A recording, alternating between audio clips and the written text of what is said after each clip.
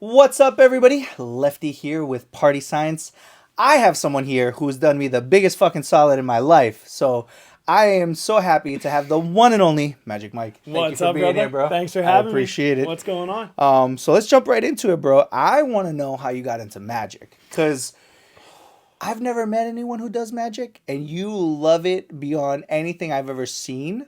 So how did that happen for you? So, magic really happened for me. My dad was the one who showed me my first magic trick, and it was the classic, like pull the coin out from behind your ear.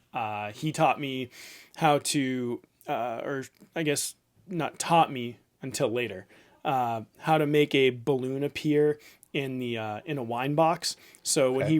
when he used to work for Verizon, they would at the end of every year give their employees a little something to take home as like a holiday gift or a gift grab or whatever, and it was always a nice bottle of wine. And when you get a nice bottle of wine, it comes in a nice box, and the wine bottle comes out. He would show me the empty box. He would close the box, tap the top, and all of a sudden he would open it up, and there would be a balloon inside, and it would drive me crazy. I don't know how he did it. I never knew how it worked. It drove me nuts. So that's when I was like, I need to get into this, and that's when I really started doing it. But yeah, that's Okay. was my first encounter with magic, was coins and a balloon in a wine box. All right. Now, was the were those the first two magic tricks that you learned, or what was the first trick that you were like, this is what I like, I want to learn this one? So the first piece I needed to know was the coin productions. Where do the coins come from? How does this happen? Like whether it comes out from behind your ear, whether it's coming right out of the Ah, that coming was right cool. out of Yeah, the yeah, air, that was like dope. anything like that. That's where we had to put all that stuff. So coin productions were actually like the first big piece of magic that I wanted to learn. Sure. How do you hide a coin and make it so that it's never seen, never heard until you're ready to make it seen and heard? Where does it go? Right. That was all. That was the first piece. Then the second part was cards. My grandparents always had a deck of cards in their house. I would play Go Fish. I would play War with my grandfather all the time, and that was really just the natural progression of things. There was always change in a little coin purse or change bowl somewhere in the house. So doing the coin stuff was fun, and then there was always a deck of cards in a drawer. So when I was growing up, that was the 90s. Yeah, yeah, I So mean, bro, I still have deck doing of all cards that, right there. right? You know what I mean? Yeah, Like, yeah, right. yeah, yeah. So I actually peeped those as soon as I came in. I'm not gonna lie. Nice. It was yeah. So it was easily accessible, and it was my mom who took me to my first magic class in Canton when I was, I think, 7 or 8 years old, and that's when I really started to get into seriously doing magic and really learning what it is to do this magic, understand how to build a routine, not just doing small tricks, but building out a small show at that point. And that's really where things kind of happened. And then I took a break for a little while as I progressed through school. So I started at like, what did I say, 7 or 8, 6, 7, 8. And then at around 10 years old, I picked up saxophone. So like 10, 12, middle school time, I picked up sax and started learning more instruments. And I was playing basketball at the time. So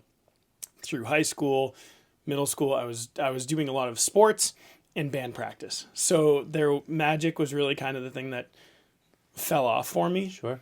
And then it wasn't until I was getting ready to go to college that I had picked magic back up again. So there was a solid amount of time that had passed since picking it back up. And then once I picked it back up, Because you're talking I never about put it you back ended down. around, you stopped around middle school, early high school, and then didn't pick it up till college time Till again? college. So you're Yeah, talking so about it was 4 to 6 years. 6, yeah, 6 to 8 years of just not doing any of it, and then you know, um, cleaning stuff up with my grandfather after playing a game of cards over the summer and doing stuff and seeing the reactions that it brought to him and his surprise and amazement just really fueled a fire to kind of put it all back into perspective of, I love doing this. And it was just something I never put down after that. Because in college, I knew I wasn't going to be playing basketball, and I knew my roommate wasn't going to appreciate the saxophone. So it was one of those things of like, well, my dorm building wouldn't appreciate the saxophone, you know what I mean? So it was one of those things that I just really wanted to have something to go to college with that was going to be a great icebreaker, definitely something different than what anybody else had. So I went with it, and magic was the thing. Nice. So let's rewind a little bit. Walk me going into your first magic class that you were taken to. Like, what was that like for you? It was crazy. So Josh Cohen was my first ever magic teacher. And he now works for the government doing stuff at like the Pentagon and all that. So it's crazy cool to see like where he was when he was doing like the college thing, trying to figure his stuff out, and then years later finding out what he's doing for work now and what he kind of instilled in me to grow this to kind of what it is. That class was honestly something I don't remember. I just remember the teacher because he was awesome. He made the kids feel like they were the stars of the class. He was teaching something that nobody else could teach us, that I didn't think anyone else could teach us. So he was like, he was the wardrobe, right? When you think of Narnia, he was the wardrobe. Okay. He showed us this whole different world of things that you didn't think possible, and then would show you and guide you through how to do it and how to make these moments happen. And it was just awesome. I remember going home always wanting to show my parents what I had learned in class to try and get them to be just as amazed about it as I was. Unfortunately, I was never that great right off the top. You're never good learning your first trick and then going right out and doing it for somebody. Sure, never that good. But it was over those few years where I really did pick up what it was to know what it was to really practice and know what it was to not only practice but rehearse, right? You practice the moves, you rehearse for the show. And that was the big differences that I learned at a younger age, which really helped me later on too. So, right. So what was your first show like when you first did your first official, like, here's my routine. I'm going to go in, I'm going to do a set for X amount of time. Like, do you remember that? And then the nerves, the feelings, like, kind of walk me through doing that. To be honest, every show kind of feels like that because it's never one of those things where, okay, I have this set list of set things I'm going to do every time and nothing changes. Most performers and entertainers do have that, which is something I'm absolutely working on doing now. I've been really fortunate to, over the last couple of years, be working with world-renowned magicians, which has been really, really cool. One of them, we connect once a month and just work on what it is that I want to be working on. So whether it's a competition piece, whether it's building out acts, stage shows, parlor shows, all this stuff. It's just, he is just such a wealth of knowledge that has been guiding me over these last couple of years. And we'll get more into that later on. But he's been a huge help. So I'm really just now starting to build a set show. And that's why I said every show feels like that show, because it's my first time doing that show for these people. And it's my first time doing that show. And it's my first time in front of these people. So it's not my first time doing this show for these people. It's my first time doing both, right? So the good part is that they don't know what's going to happen. And the not so good part is I don't know what's going to happen. But the good part about that is knowing the pieces of magic that I'm doing so inside and out that if something doesn't go exactly as planned, I have another way to bring it. So I can still make the magic moment, even if the magic moment wasn't the magic moment I was going for. Right. You know what I mean? So the execution out of it, instead of it being 100, maybe it's an 80, but you were still able to execute it and create a factor because of how well you knew what you were doing in that moment. Yeah, Okay. definitely. Like you definitely know when the trick it at an 80%, somebody in the audience is going to be like, I don't know about that. But okay, it worked. Most of the time, we're at like a 95, 97%. Right. Like where this one piece didn't work just right, but it's okay because everything else surrounding that was flawless. You know what I Nice. mean? Yeah, So, yeah. but it's that 3% of oh my god, oh my god, oh my god, oh my god, oh my god, what happened? What happened? What happened? Like I'll never forget it. It was just actually more recently. It was this past Valentine's Day.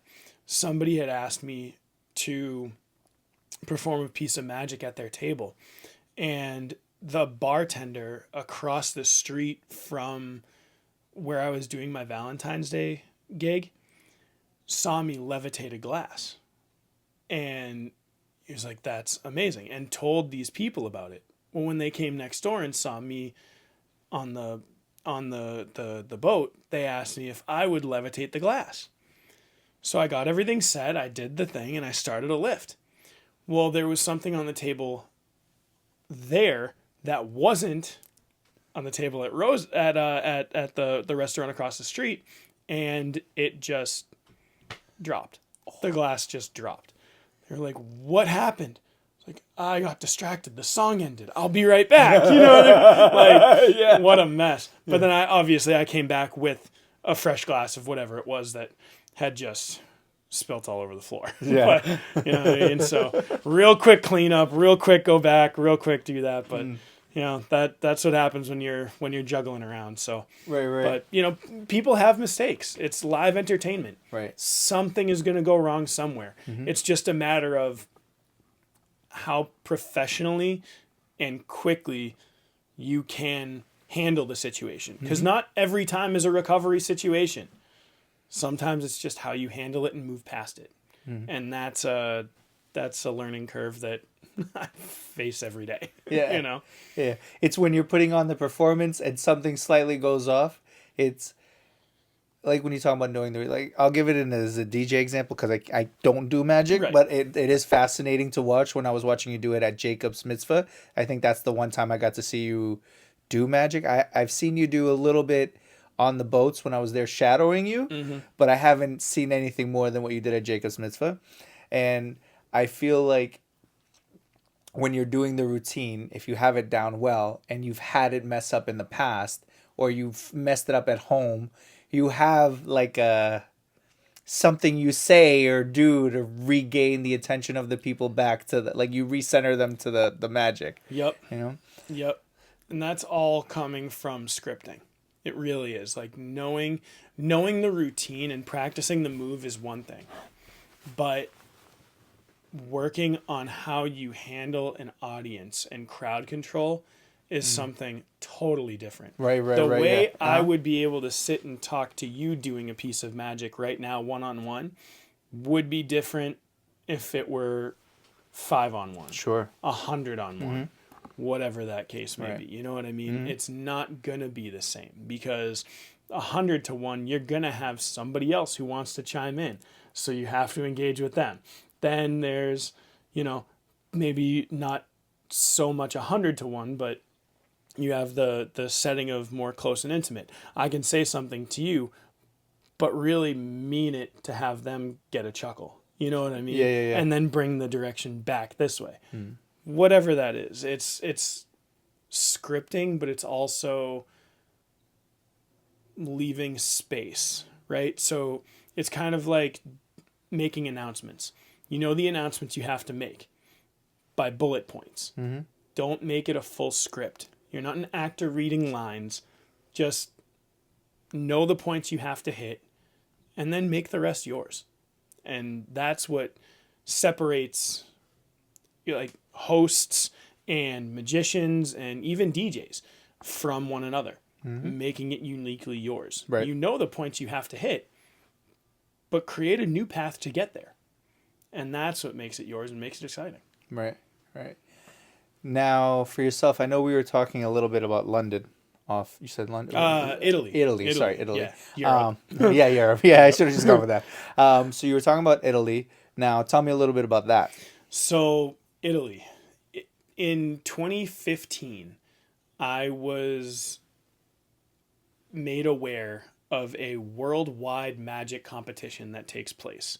It's for magicians who have created their own individual unique acts, and they want to showcase them on a world stage. So it's like the Olympics, but for magicians. It's called FISM. And it's held every 3 years in a different location. And in 2015, I was made aware about it because one of my buddies was performing in the competition. He had qualified and won and took first place for the North American qualifier. And then he went to Italy, believe it or not. It was Rimini, Italy, to compete for the Grand Prix, or the Championship of Magic. He unfortunately did not take Grand Prix, but he did win first in his category in his class. So then he came home with the trophy. Then we did Penn and Teller. Then we did Ellen, Fallon, and now he's doing stuff out in Vegas. That's and it's sick. just crazy. That's Yeah. it. So it was his ability. So he won his regional circuit in a sense. Then he went to the global one Yeah. in Italy. He Took placed top in his category. Yep. And then from there, that ended up connecting him, or like from that, he was able to make connections that got him onto these Just other keep platforms. rolling with it. Yeah. Well, because once you win something like that, or really get public notoriety, you're going on tours. You're circulating. Your name is in circles all over the world now for Magic. So you're going. I mean, if a tour gets put together for a group of magicians, your name is going to come up. How can we make him part of this?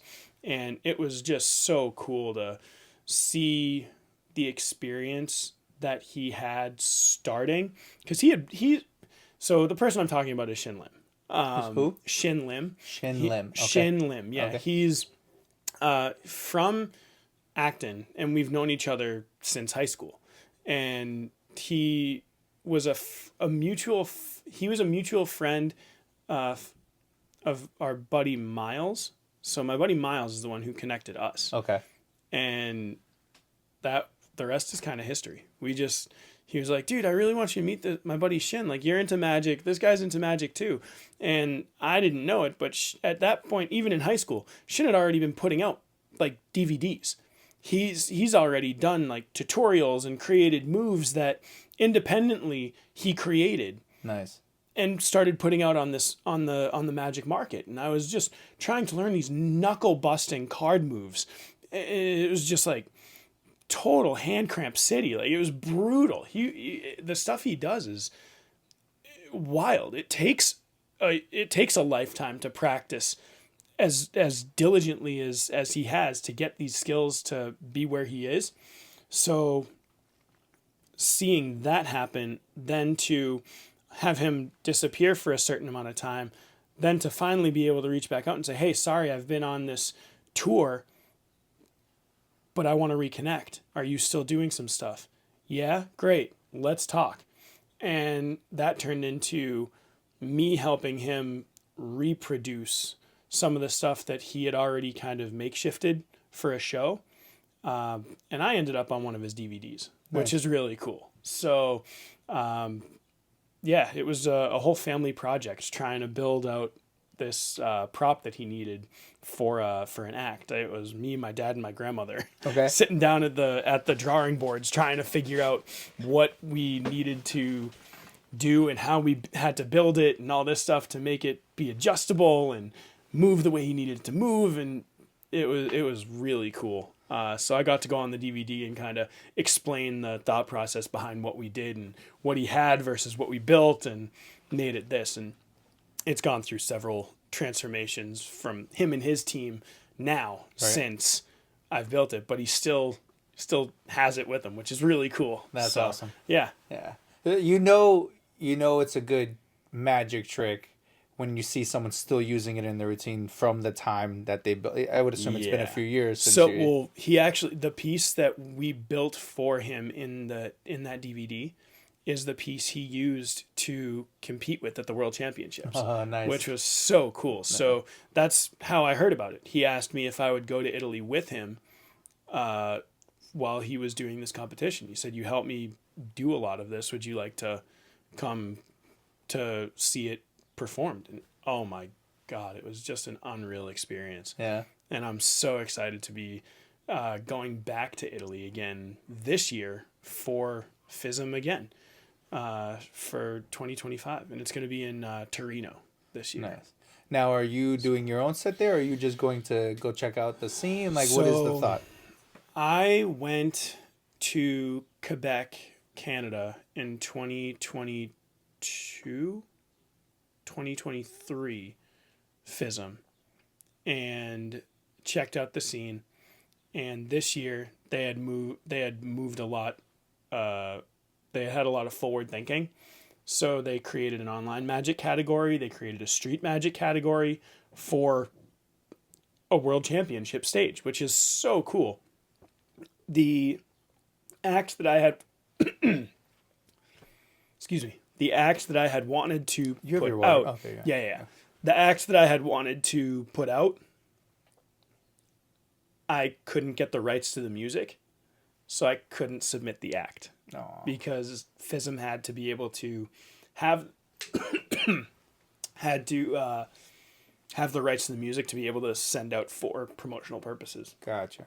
So So it's a matter of finding a song that still fits the act that would be copyright free or free of copyright. Yeah. pretty much. Yeah. So the big issue for me was music. Yeah.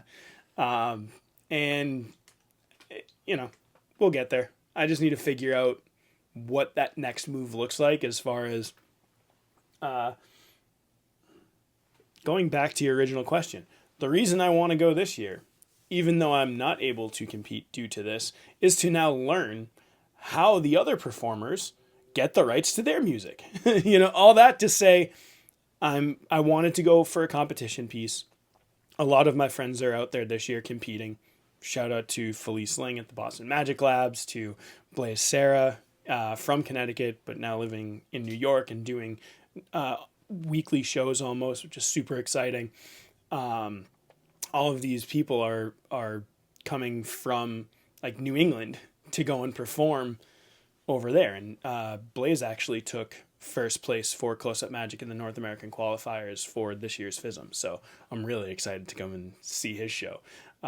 All these people, all that to say, the surrounding, the people that I've surrounded myself with and the people that have kind of let me into their circles is truly an inspiring group to say the least. So that's kind of the thing that's motivating me to want to compete and put all these shows together, because at first it was just, I don't want to say it was just kids shows, but it was just kids shows. Is that where No. most people tend to start off, is getting their work with kid shows? Yeah. Yeah. Yep. And Do you then it find that they're builds. easier, or are kids more merciful? Like, do they roast you? Like, what? Yeah. They're Yeah. so much harder. I feel like Which they would is ask such you a- a million questions as you're doing, or after you've done the trick. It's they want- not even asking. It's, I know how you did that. Oh. And then they want to come up and do it or figure out how you did it. Yeah. Or they'll call it out. They are not shy to call out the BS because they don't want to. Kids always feel like they are being belittled. So if they feel like they can be the smartest person in the room, they're just going to go and shout it out. He's not my parent. He's not my guardian. He can't do anything to me. I'm just going to yell it out. Yeah. I know how you're doing that. This is how it's being done. It's like, wow. Yeah. Yeah. What does that do to a set? When something like that happens, how do you find yourself It's crowd bringing control. the crowd back? Yeah. How do you? You gotta have crowd control. Like, so for example, I'll say, yeah, you know what? That would you want to come up and help me do this next piece? So, like, I know you know magic. Do you want to help me come up and do this? And that's when now you're giving them that spotlight that they're looking for. And now they're going to be more On your interested side, in yeah. helping you and being on your side with it. Right, versus trying to expose the trick. Exactly. Now they're a part of the trick, So- yeah. Right. You know what I mean? So it's kind of like that little nudge. Like, hey, I know you know what I'm doing because I know you know and you know I know. So let's talk about it after and we'll have some fun. But for anybody who may not know how it's done, hang tight for a little bit and we'll talk about it afterwards. Nice. Give me like 10 more minutes. Oh, okay. And they'll be all excited to talk about the show after the show. You know what I mean? So that's kind of my way of handling it. Other times there is just, Hey kid, shut the fuck up! the brutality of, you know what? I'll wait. I got nothing but time. I'll wait.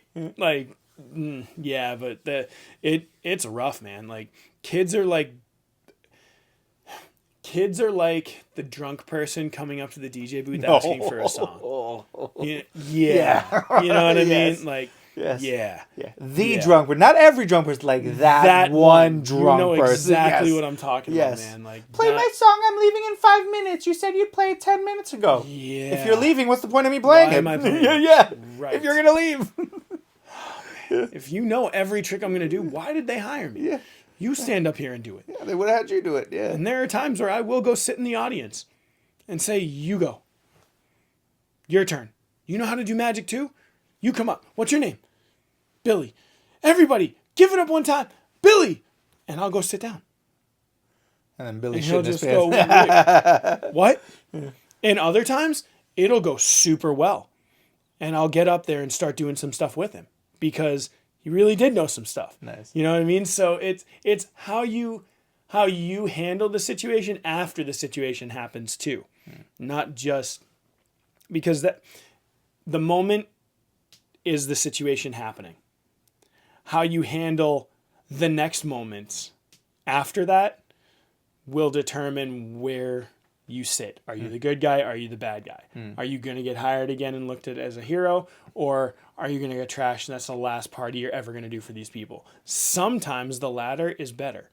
Maybe you're in a rough crowd sometimes. You Maybe know, not like- continue to get back to the rough crowd. Yeah, Yeah. and other times it's okay. What are the takeaway points? Because at some point you just need to sit there and take it and understand. Okay, how do I get better from this?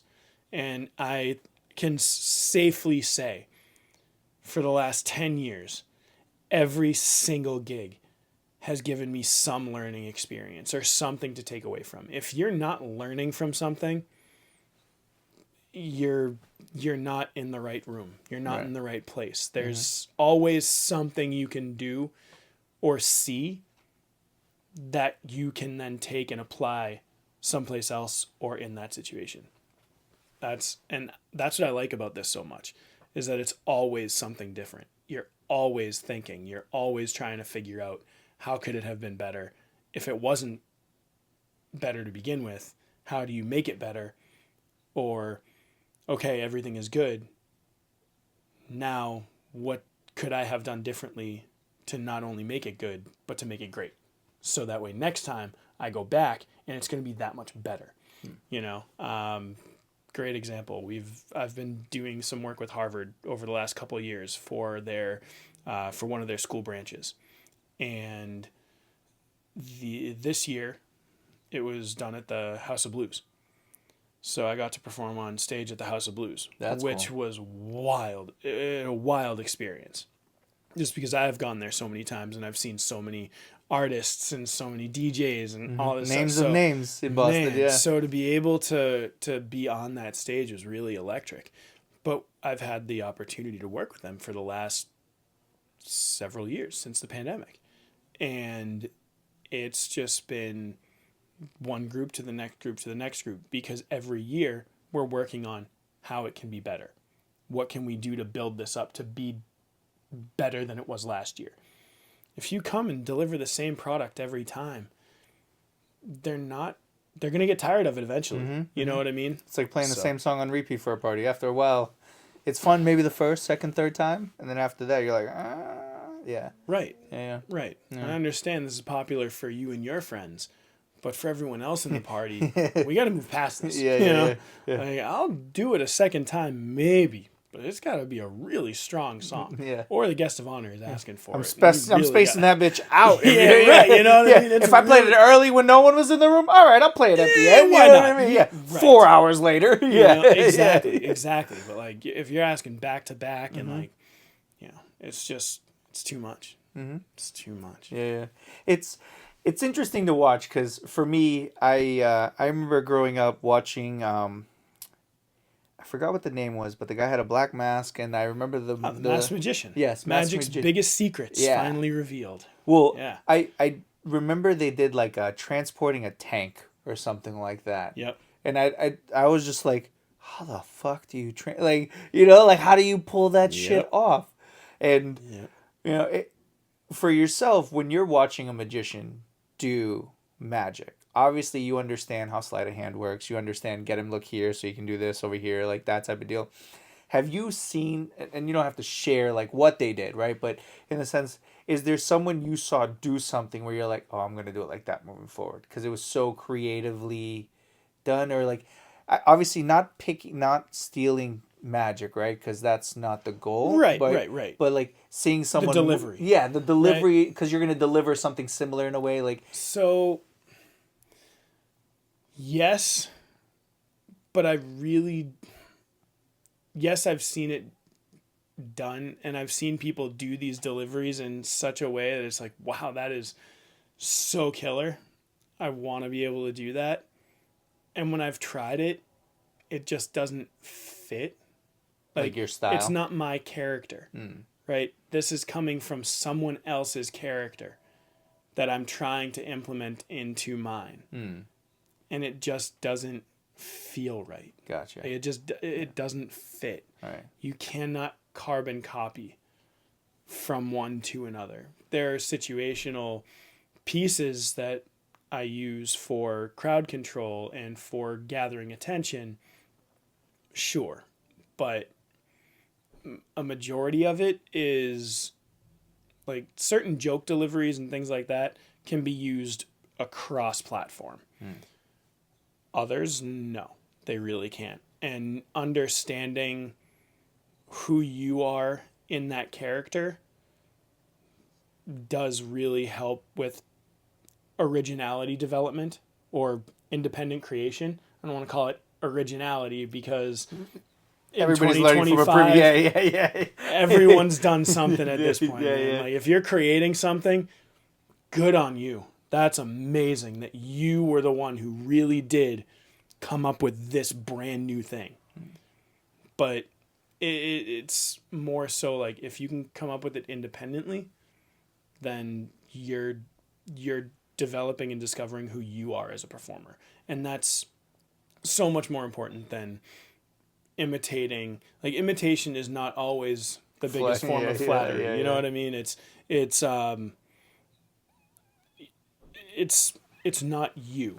It's someone else that you're imitating to try and get their reaction. You know, it's not. It doesn't feel as good as a performer because it's not coming from me. Right. You know what I mean? You didn't it's not coming necessarily from create it. Yeah. an organic, a place of like homegrown. It was taken from here and applied here. Right. And that's like, if that's the whole thing, that I don't feel anything from that. It's now if something gets added into a show, and I've done an hour-long show of stuff that I feel is my style and my character, and I've thrown in a couple of things here and there. All right, I still feel good at the end of that show because I know a majority of that is my own, and I used walking on the shoulders of giants. I used some of that stuff to help keep that here, and that makes me feel good. Right. Yeah. Right. I definitely get it on a DJ aspect. Like for me, because I DJ with so many great MCs now, and I get to hear them say their stuff. Like for me, in terms of MCing, I view myself as like a 6 or a 7 in terms of like getting on the mic, getting the point across, getting the reaction I want. But I work with MCs who are like 8 and above on their worst day, you know. So like there's certain things like Brad says something that I love. I stole and I have no problem sharing it here. I say it at almost all my events is when it's time for a slow song, he'll say something like, "Hey, so we're going to slow it down now. Go ahead and bring that special person onto the dance floor, that person you've been waiting to dance with, or you can just bring the person you came with."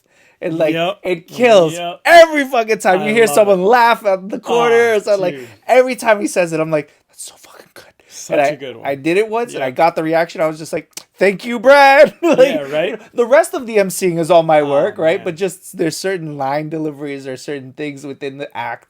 Because I look at DJing as a performance, right? It Like, absolutely you know, is. It absolutely is. I'm blown away when I meet DJs who are like, they don't go thinking like I need to give something to the crowd that makes them feel like I'm there to really entertain them. You know, like anybody can play music. On a serious note, anybody can play music. Mixing, choosing the song selection, that's a little different, you know, but the performance of it all and being able to deliver it in a way that feels unique to you without feeling like you played someone else's set or someone else's thing. I get what you're saying in that aspect. Now, is there a trick that still wows you, or like are there magicians who still do certain things where you're just like, how? Like how did that just? It's not even about the tricks. They're performers that just blow me away with their skill. I mean, magic is one of those areas of performance that is just full blown criticism from the second you hear it to the weeks after. And I will put it like this. If you go to a movie, you're saying, all right, yeah, let's go see the movie. You sit back, you relax, you enjoy the show, then you talk to people about it after, and then you go to the next one. You go see a play. All the performers were great, the music was awesome. You go to a concert, loved it. You go to a magic show, and you're like this. Edge where I'm you see, gonna yeah. figure it out. I want to know what he did. I want to know how he did it. You're at the edge of your seat. He's not gonna fool me, or I'm gonna see something, and that's what an audience goes to with the mindset of that. They're not going with the mindset of going to see a show. They're going to see a magician. They're not going to see a show. And that's the most difficult piece about magic, I think, a lot of the time, is that people forget how much more goes into it than just the trick. You have to know lighting. There are certain magic tricks you can't do in broad sunlight or in broad front to back stage light. You need to have certain things lit specific ways. So you need to know lighting cues. You need to know choreography. Where am I standing? Where am I sitting? If this prop is over here and I need to get it, how do I get it if I'm over here? If I have something on the table and I need to make a callback to it, I need to keep it on the table. I can't just put it in my pocket or throw it on the ground. Like I can't do that. There is so many more meticulous pieces that go into performing a magic show than I think a majority of people realize, because now you're acting, you're dancing, you're like practicing your choreography, you're doing the magic and doing those nuanced moves that other people don't know about. You're using props that were built in like the 1800s that you have to try and find applications for today, because today all the magic is so easily accessible on YouTube and all this other stuff that you want to try and bring something back out of the archives that people forgot about and recreate it to be a modern day miracle.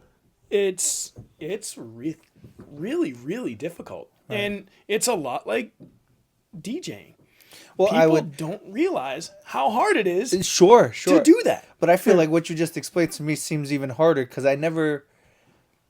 You're the first person I got to see a behind the scene magic trick with, right? That shot that we did Right. that you were setting it to your guy. Yes. I've never seen a behind the scenes magic trick. So to me, I was like, oh, this is.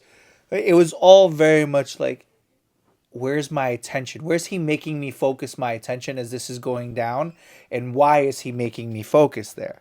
Right? Like, Right. and then Yep. you saying the way you just said it now, where it's just like everybody shows up kind of on the edge of their seat, like, go ahead, try to fool me. Try to get me. Right. Try to. I'm going to figure out how you do it. Like when they show up. So sure, as a DJ, people might show up and say like, "Oh, he's playing this song or he's playing this song." But as a magician, people are showing up and saying, "I'm going to figure it out. Yeah, they're coming with a challenge. yeah. Uh-huh. Yeah. So the level of performance is so much more intense because as an you can get on the mic and say what you say. And no one's really going to say anything if it's smooth. Like if it's just a smooth MC work, just traditional entering of the room, that type of deal. But the second you get on stage, if there's 300 people in the room, all 300 are looking like, how are you gonna get away with What this are you one? doing Yeah. first? Uh-huh. Yeah. What do you got going on? What Yeah. are you doing now? Yeah. Yeah. So their ability to nitpick at it is so much higher because that's the whole aura of the show, right? It's the So- whole thing about it. Now for yourself, you go to Fizz. How do you say it? Fism. Fism. Yep. Fism. Right. So you go to Fism. Right. You're gonna go. Right. Yep. And now, what is it like a networking concept for you? Are you really going there to network more? Are you outside of just figuring out the royalty, the copyright The music musics, and how people yeah. did it? What do you want to take away from it as a magician? Just what do I want to take away from it as a magician?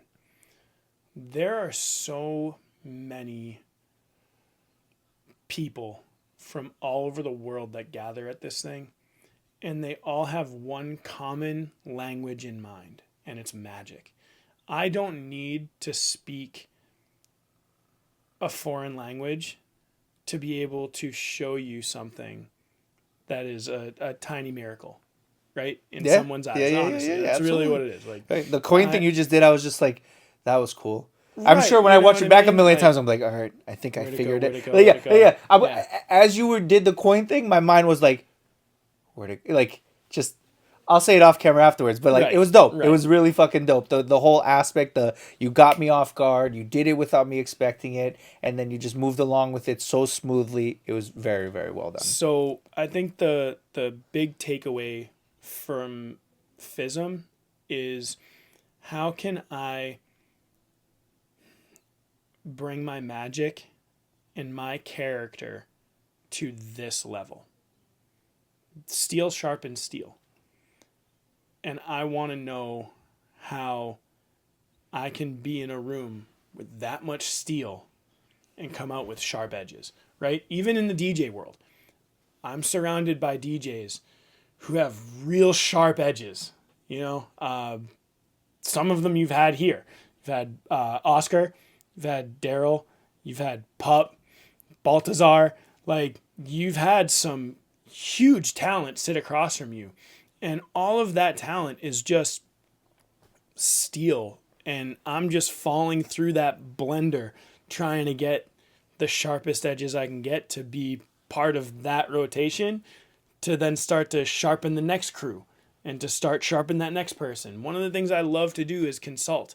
I love consulting for magicians because I'm helping them develop and shape and change, even if it's just the smallest thing. To an audience, it could make the biggest difference. Sure. Like, it might not, like choreography. If you're crossing your feet the wrong way, people are going to maybe not notice it, but feel like something is off. So when I'm choreographing or when I'm consulting with magicians, it's choreographing where things go on the table. It's placement. It's stage presence. There's so much that goes into that. So my takeaway from FISM is going to really be, here's where I am now. Here's where I need to get. And I'm super excited that a few of the guys that I've been watching for my own specific act are actually going to be at FISM. So I'm super excited to be able to pick their brains on the, doing magic with vinyls and CDs and turntables and The CD one you boomboxes. did was pretty cool. We recorded a CD one. Working on that. Yeah, that was a cool that's one. the behind the scenes Yeah, one. that was fun. So, Yeah. I mean, that's stuff that... Let me know when you get the stereo one down. That was pretty sick, bro. That was... I know it was early stages. You were working on it, but I was like, man, I can't wait to see that shit come together. That whole DJ routine that I'm putting together for my magic side of things, just so I can keep the two worlds together. Yeah, it's cool. Because the two worlds came together ultimately when I started working for Radio Disney. And that's where I really put music and magic in this same living space. And then I wanted to take it a step further when they closed down Radio Disney. I still wanted to keep magic and music together. I couldn't do it under a Disney name, obviously. Sure. So I had to figure out how to do my own. And that's kind of where the brainchild of Jammin Wizard came to be. Because Magic Mike was already the stripper. So So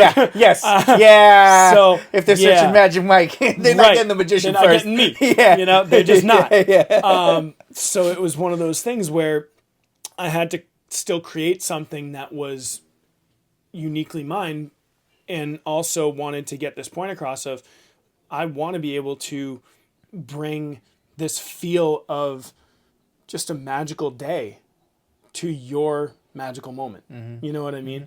And I played with so many names: Magical Moments, Entertainment, all of these different things. Your name is smooth, bro. I like it. Very good. All of it was taken. Yeah. So no exaggeration, bro. I sat down at the kitchen table at my mom's house with a thesaurus and went through and looked up what different words for magic and different words for, just all of these different things. And that was the one that just stuck. It was Jammin Wizard. Yeah. It's like, man, sure. Because you're listening to music, you're jamming out. You know what I mean? So... And wizard is just the magician, like an old name for a magician is the wizard, and it just came together. I don't know. It's a lot of syllables, so I still use Magic Mike as my nickname because everyone knows me as the magician. Right. And when I tell people my name is Magic Mike, the innuendo is there. But when I tell them I spell it like microphone, M-I-C, they're like, oh, that's clever. So they like the innuendo, they like the play on words. They really once I can get somebody to talk with me for a minute, if they're interested enough to want to kind of get the backstory of it, they're very impressed with how much thought process actually went into putting that whole thing together. It's like, it's a lot. Yeah. It's a lot. There's something beautiful when you land on a name that feels like it describes you. Yeah. And it fits. Magic Mike definitely fits what I do.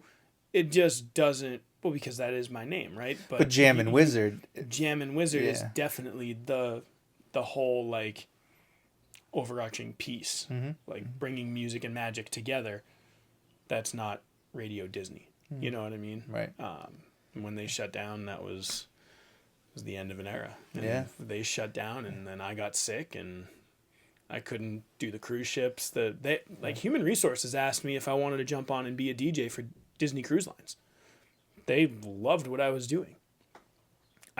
You're nice, bro. I just couldn't. You're nice. I've told Adam and Brad off the top of my head. I was like, look, if I'm gonna say.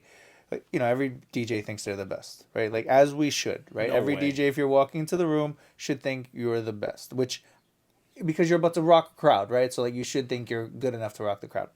But when it comes to, if I sit back and I look at the DJs in the roster to which I'm around in terms of where I met you, all right? In terms of where I met you, I think you are top of the food chain when it comes to that. Thanks, right? Man. That's awesome. I always look at, because internally as a DJ I'm competitive, right? Because I grew up with guys who I was the bottom of the barrel because they had been doing it for 10, 15 years prior to me joining.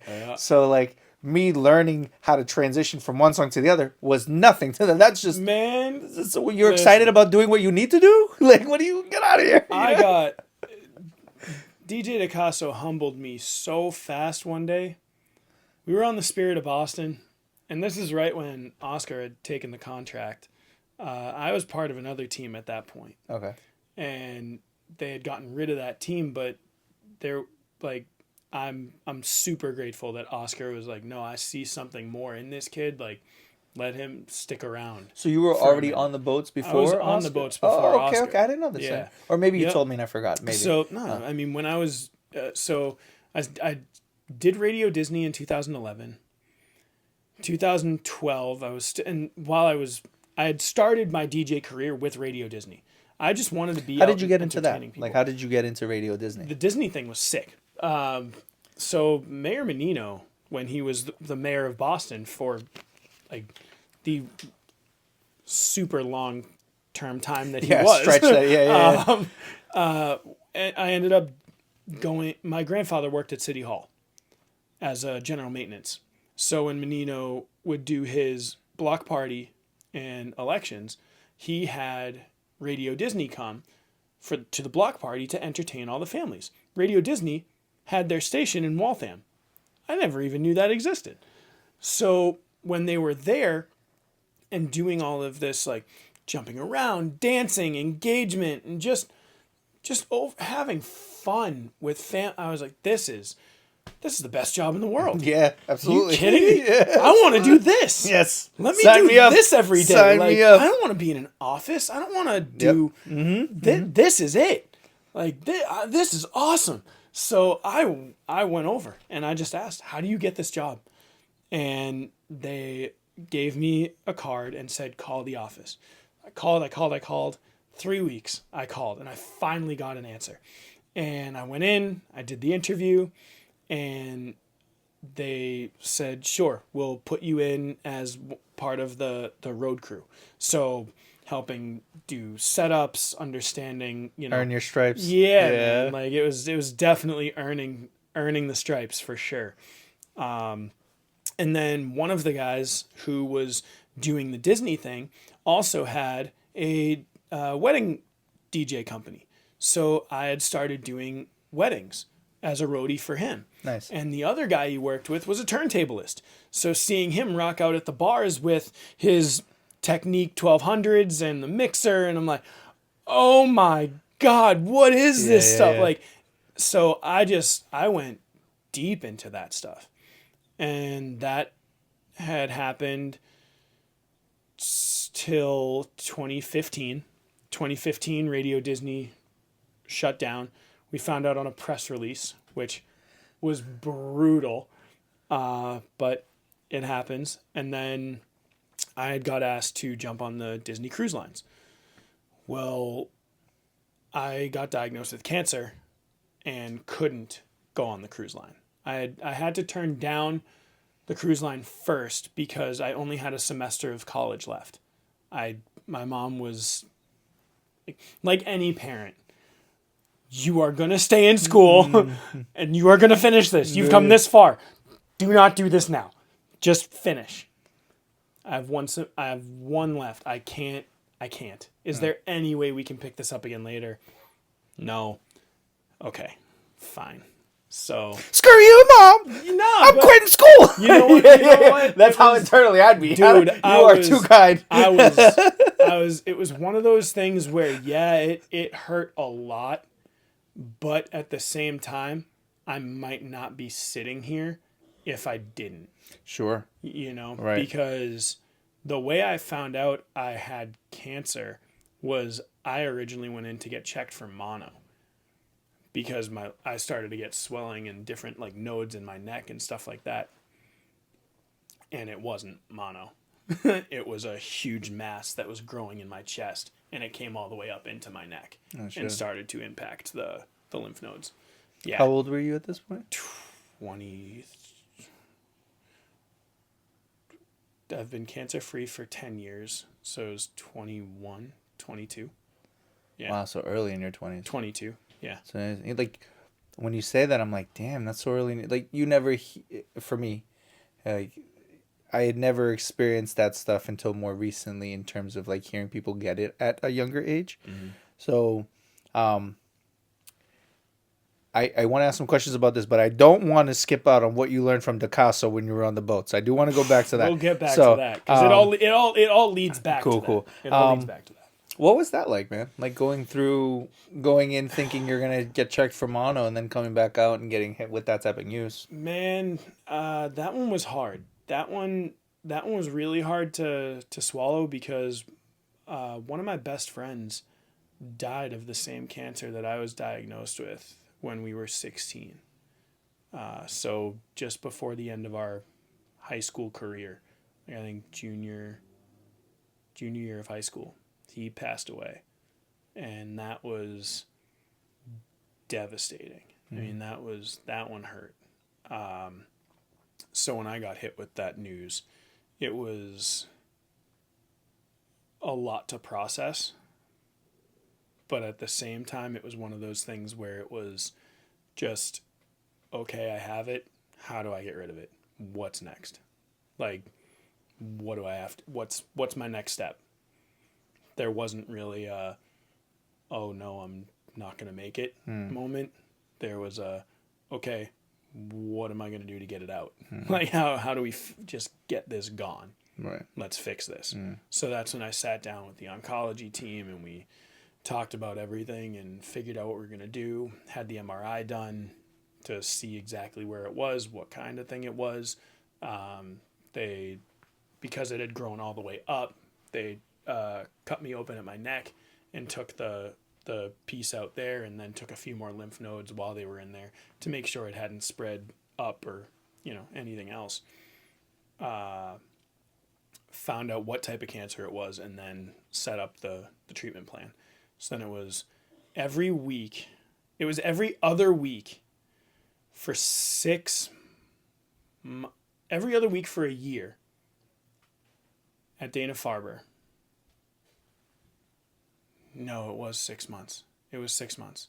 But it took me like a year to get back on my feet. So it was 6 months, every other week. Treatment started in December of 2015. Let me tell you why that sucks. December of 2015, every other week, we were buried in snow. I had to go to my chemo treatments during every single snowstorm that happened. It took so long to go in and out of Boston from Canton. We got crushed. I mean, one of my friends, Katie, she lives down. We've been friends since middle school. I mean, we don't talk as much anymore. Obviously, life happens. Everyone goes on their own paths. But she's still a great friend.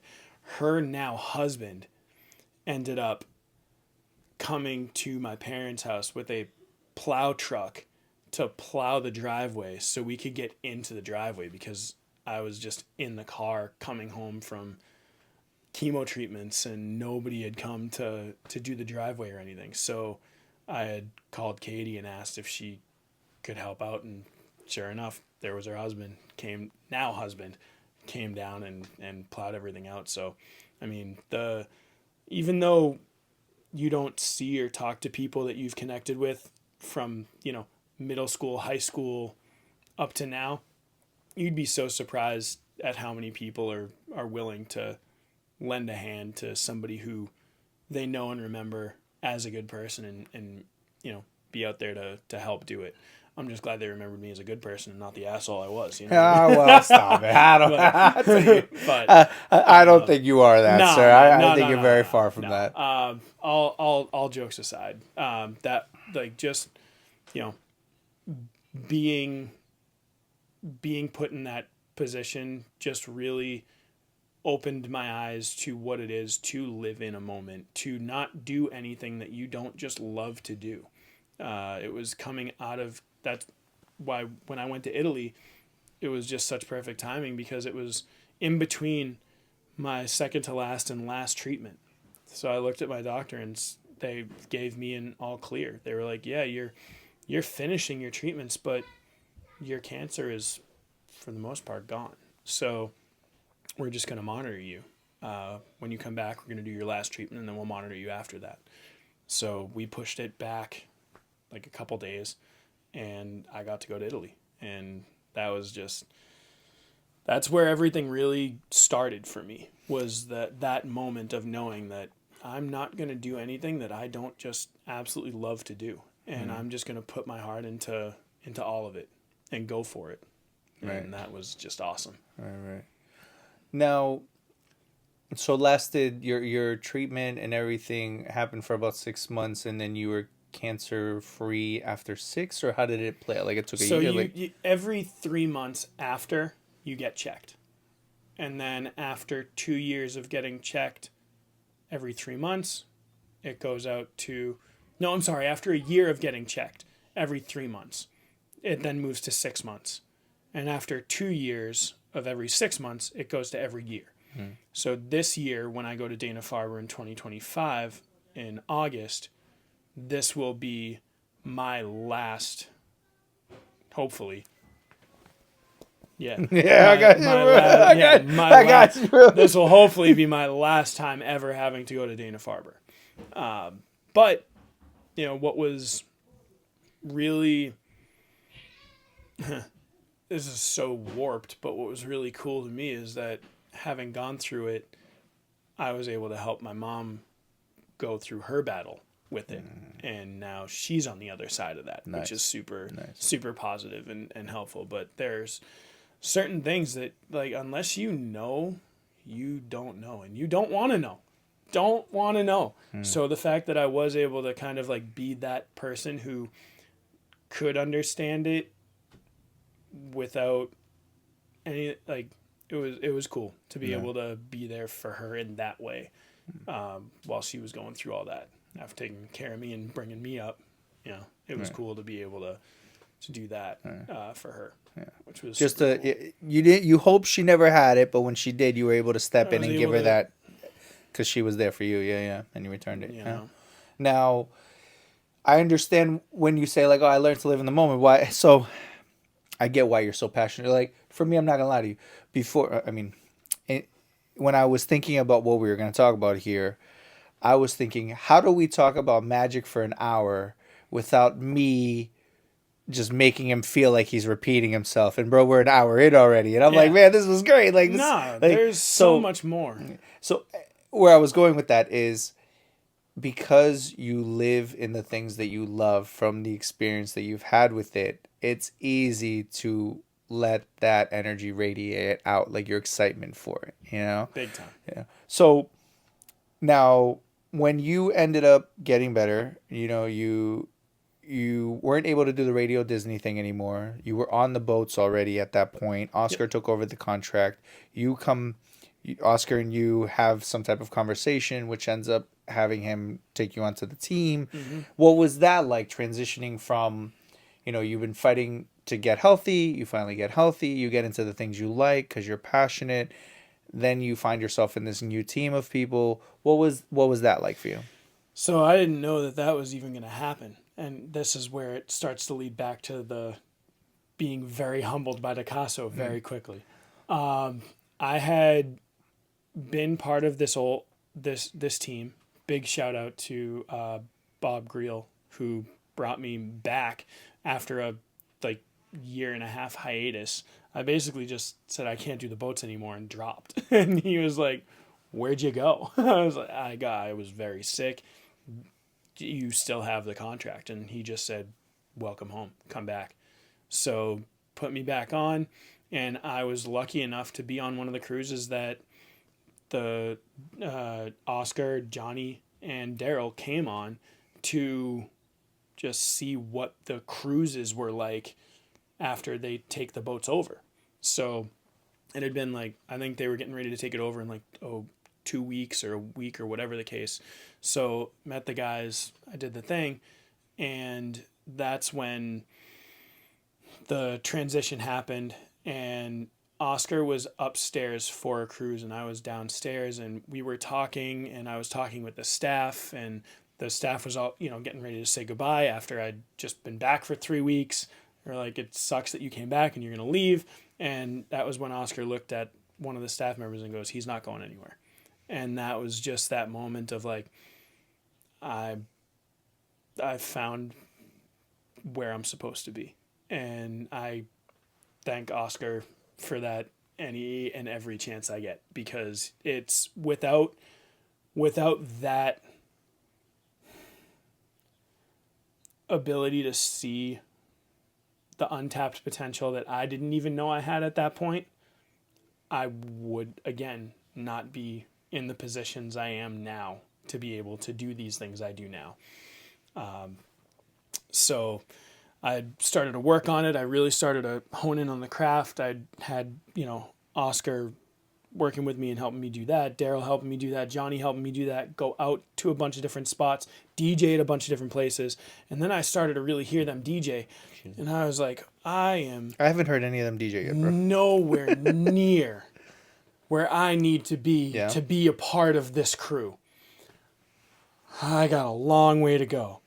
So I had worked for a couple years to make that happen.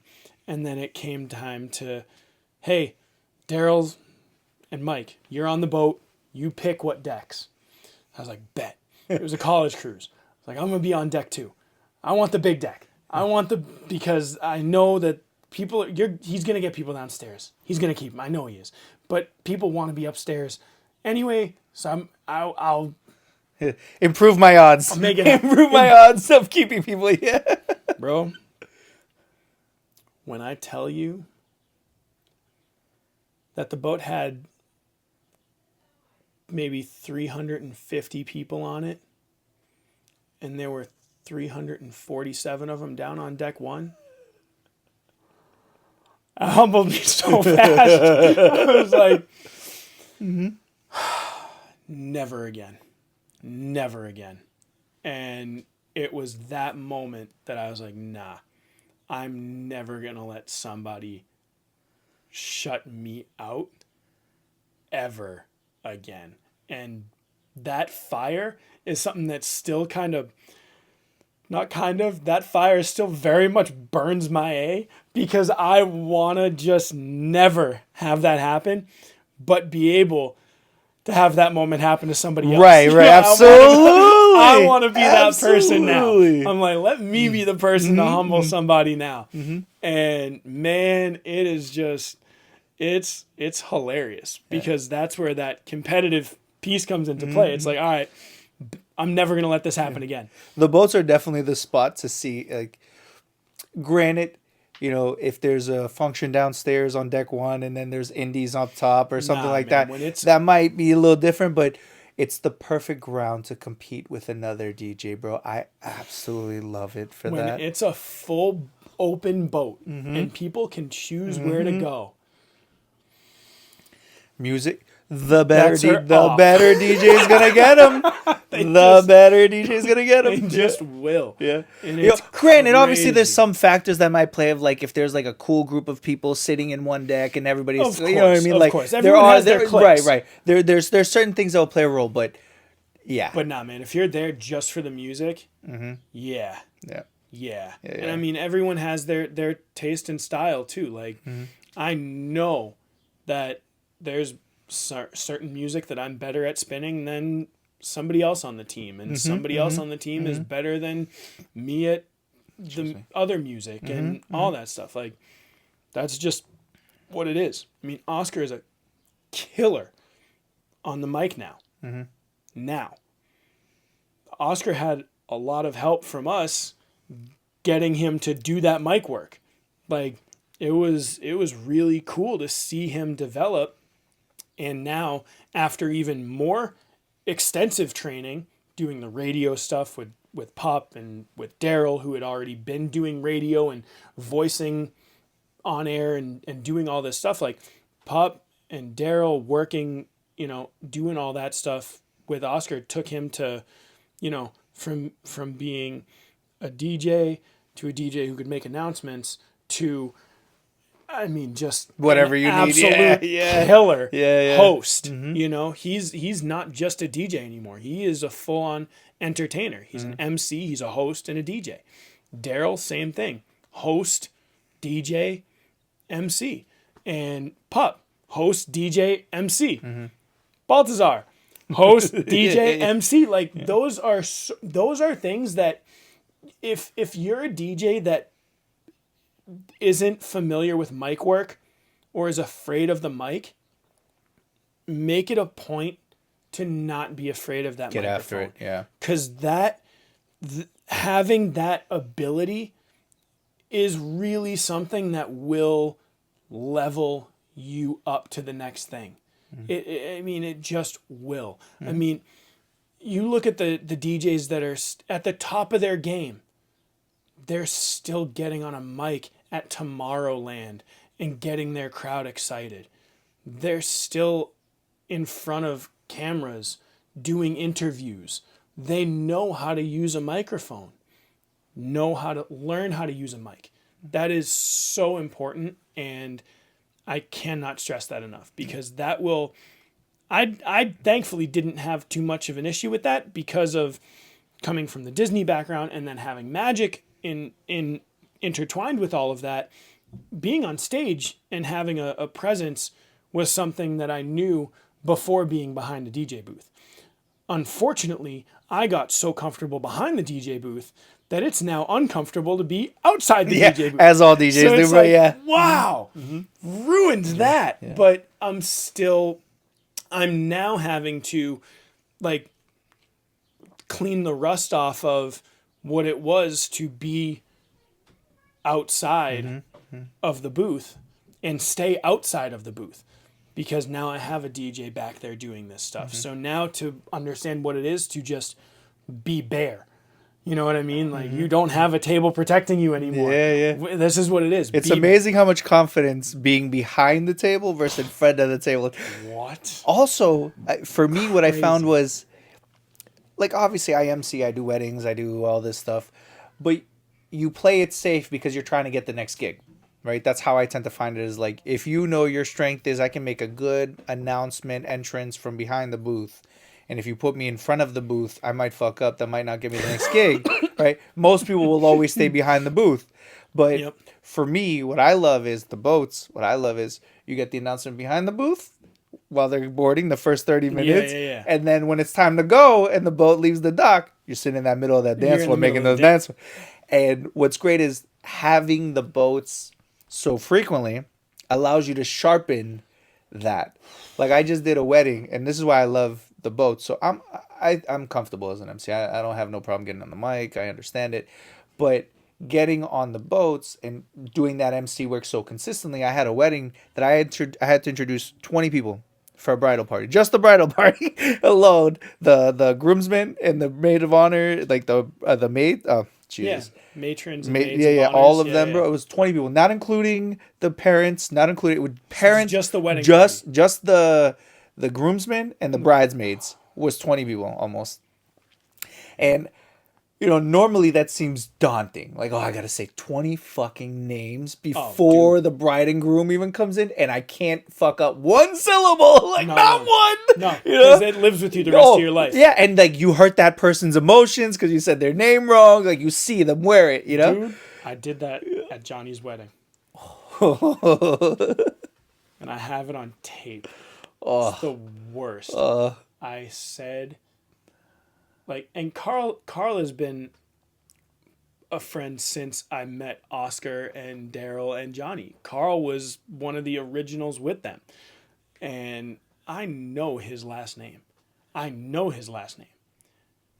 said it wrong on the video. And I'm so mad I did, because it was somebody who reached out to me to do their wedding, and her last name was had the same like sound to it. So when I went out to do Johnny's wedding, I said her last name instead of his. And I was like, oh man. Not Johnny the groom. I didn't mess up his name. It was my boy Carl, but he was part of the wedding party. And I was like, I'm never gonna live this down. No. Never No. gonna live this down. No. And to this day, it still haunts me. Mm-hmm. Like, not because anyone else has held it over my head. Just that emotional scar on me Yeah. is still very apparent. Yes. It's like right Yeah. there. Oh man. I feel Brutal. that the groom of the last wedding that I just did. So I have a friend named Jake, and the groom's name was Jack. And bro, for me, like Yep. I kept thinking of my friend Jake the whole fucking event, right? So badly that I had to write Jack in like like the way you would sound it out for Yeah. other names, so that I wouldn't fuck it up. And I have the video of it, and like thankfully I nailed it. But it was one of those things where I could hear myself fighting Jake to Jack. Yeah. I heard it in Dude. my tone. I was like, "In Jake," like because the inflection. Yeah. So, like, thankfully it was smooth. I said the name right or whatever, but it fucking just internally when you're struggling with like getting the name. This is the thing that people don't talk about. No. It's on the bottom. Because the entrance is so key, bro. Like, for me, once I My nail the entrance, God. I'm like, everything is Everything downhill else is now. Like, easy. it's not We're a good. fucking. What do you We're need? Garter tosses, fucking dancing? Like, this is easy. Set. Oh, bro. But it's such a surreal moment when you just nail it all because you've perfected the ability to just keep your mind like. I don't know about you, but right before I get on the mic, every single time I go, speak slow, stay calm. Speak slow, stay calm. Exactly. Yep. It's Exactly. if you deliver your points. Yeah, speak slow, stay calm. Because the second you let your mind take off, Oh, it's you're gone. gone. It's You're gone. gone. There's like, no coming back. Like I was doing the boats, and I got in front, and I always have like a little like bullet points. You know, Yeah, how you say yeah, bullet yeah. points. Like, Yep. I make it my own, but I have the bullet points, so I keep like a little notepad with me as I go to the front, just so that in case I can reset. You're ready to go. And bro, I'm on the mic, I'm doing my thing, crushing it, feeling good. And for some reason, you know, you're scanning the boat, you're going back and forth, so like trying to give you're everybody reading your room. yeah, Seeing you know, what's going on. You're trying to Talking talk with to everyone. everybody, you know. And bro, for some reason, I turn to the right and I just lock eye contact with someone. You know, normally I'm scanning the room, so I'm not really like locking eyes for too long. But I locked it, and my mind just went, just gone for like a split second, and I was like, and the way to get upstairs. Yo, I've done. So, you want to laugh? I will catch myself doing this so much that when I was going through chemo, there's this thing called chemo brain. I could be in mid-sentence with you and just lights off. Yeah. Forget what I was saying altogether. Don't know where the point was coming from. Don't know where it started. Don't know where I left it. Yeah.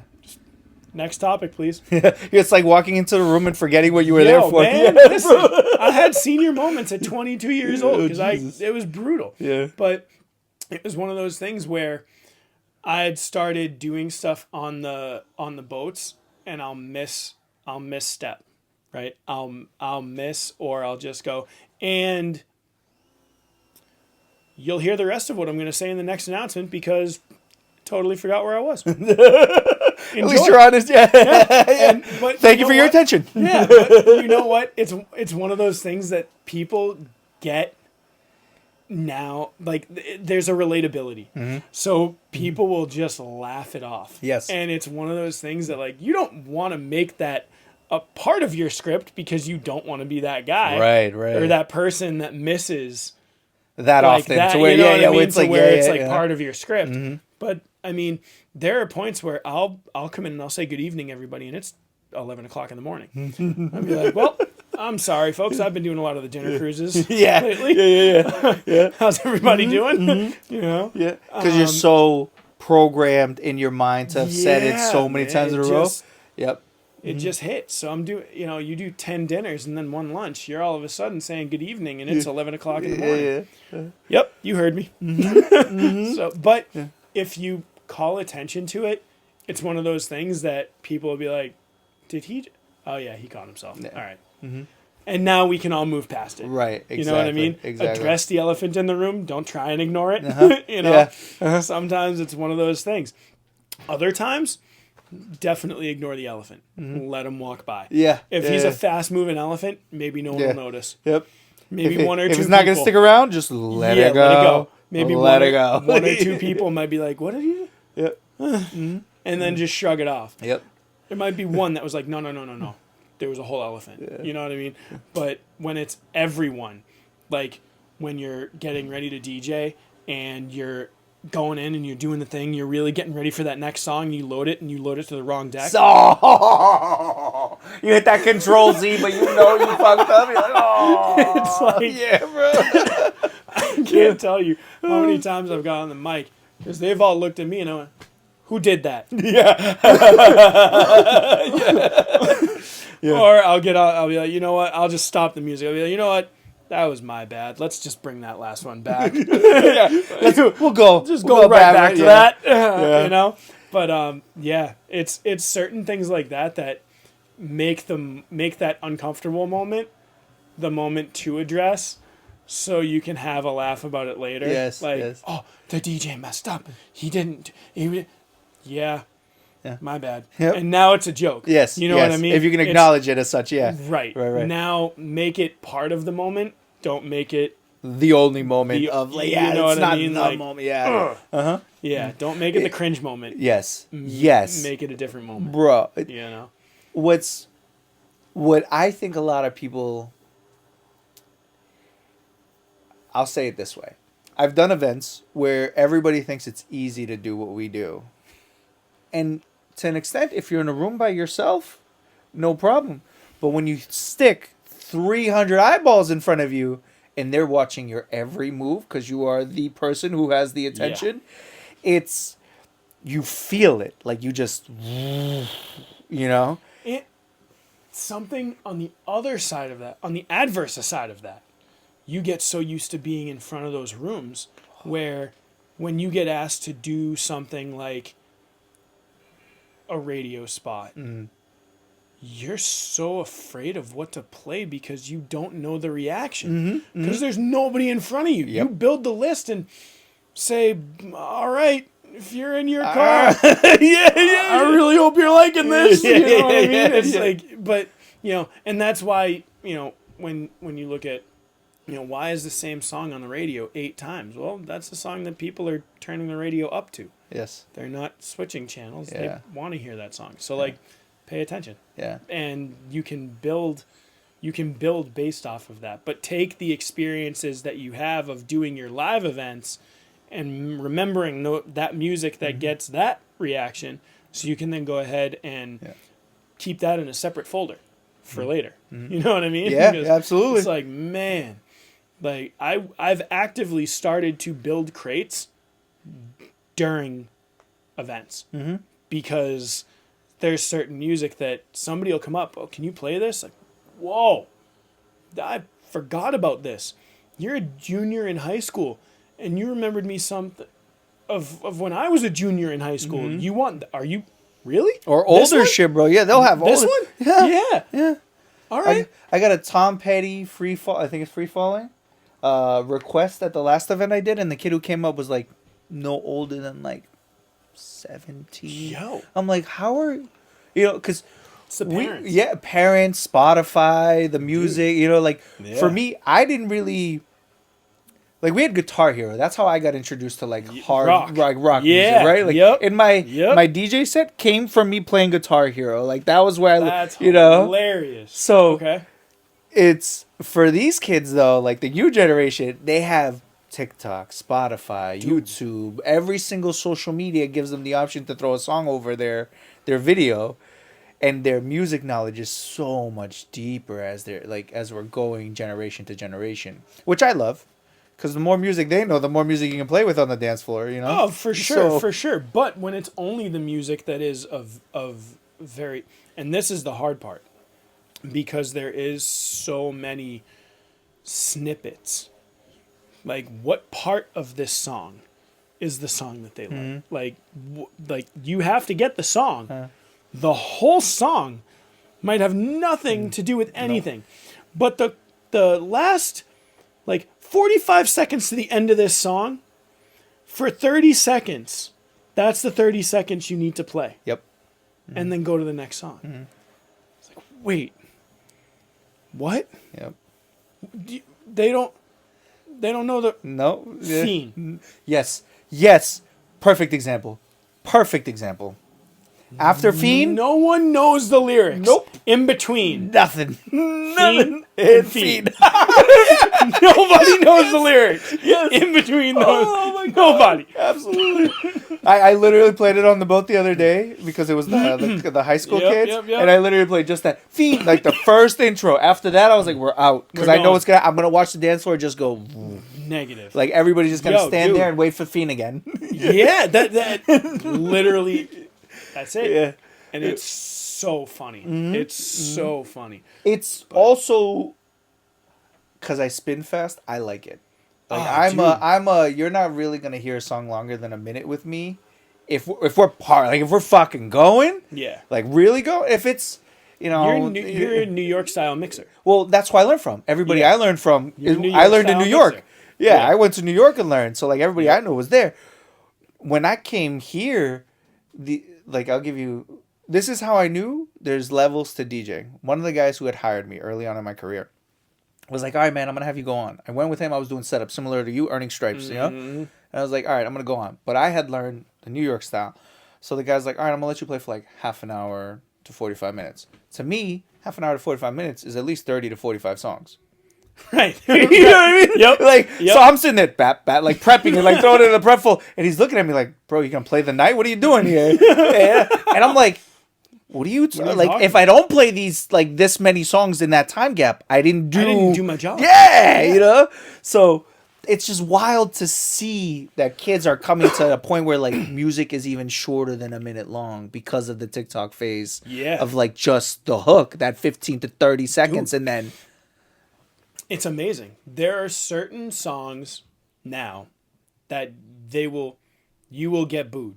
If you jump out of it too early, you will get booed. Because they're not afraid to do that either. Bro, the amount of. Not at all. Yeah. Next. Yeah. Oh Next. my God, I went up. Hey, listen, no one's dancing. No, you're not dancing. You're not Everybody dancing. else is just Leave fine. me Yeah, alone. yeah.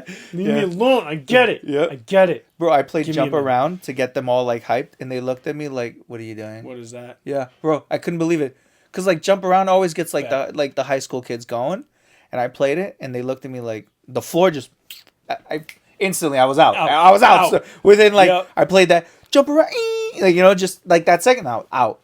Yeah, Done. it's wild. wild. Yeah. I like it at the is. same time because I feel like if we can adapt to that style, Challenges. Yeah, I love Challenges it. in I love such it. a big way. Yeah. But you got to know your music too. That's the thing, because they're not just asking for like popular songs. They're asking for that one hit from this one person who has that one song, because that one song is the only one hit that they have, and it's like, wait, who is this? Yes. Yes. Where is it? How do I download this? But What do you mean? How do you download it? No, how do you download it? Like, you can play it because it's in your library on TikTok. yes. How do I get it on my library right now? Right now. I want it now. Yeah. I want it now. YouTube. What is it? Where is it? Yeah. Where is it? But it's not even a full song. Artists are only like, some of the original sounds are only done for this amount of time. They're not doing a full song because this is the piece that went viral, and Yep. this is the piece that they're getting paid on. Yes. They're thinking of the next 6, 7, 8, 9, 10 20 other 30 second 20 song, yeah. They're not working on creating the whole song out of that. No, they don't have to. I mean, Wild. yeah. Wild. But I will say, what is cool about it is they're using those 20, 30 second songs, but some of the songs are older songs, like you're saying, right? Like Maria Wild Thoughts when that came out, that yes. type of deal. I hated Yep. on Wild Thoughts. I'm not gonna lie, because I grew up on Maria. Yeah. Yep. Like Santana, you know. And then you see Rihanna drop it, and I'm like, And then I talk to my daughter, and I go, "Hey, you ever heard of this song?" And she's like, "Oh no, I know Wild Thoughts." Yeah. That's her first version of being Yeah, introduced of to the that song. song. You know what I mean? I'm like, Yep. oh, yeah. Yep. So, Dude. but there's something to be said about that, though. Just So- yeah. There was a cruise recently, and it was a middle school. So I had to play it very clean, Yes. right? yes. Very clean. Yes. But the kids wanted Kendrick. They wanted Kendrick. I'm like, I don't have any clean, like, even the clean Kendrick edits, they fill in the words, bro. They fill in. You're not A gonna let minor. this play. Yeah, you know what I mean? Like, you are not gonna let this play. Yeah. Not the right way. You are not gonna let this play right. So one kid came up and went, "Hey, I know I can think of one. Can you play Luther?"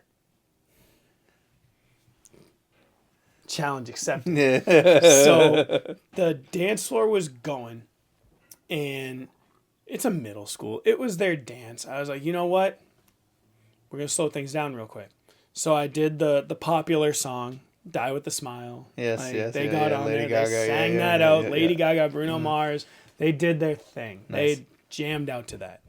And then I said, I'm gonna drop some knowledge on you real quick.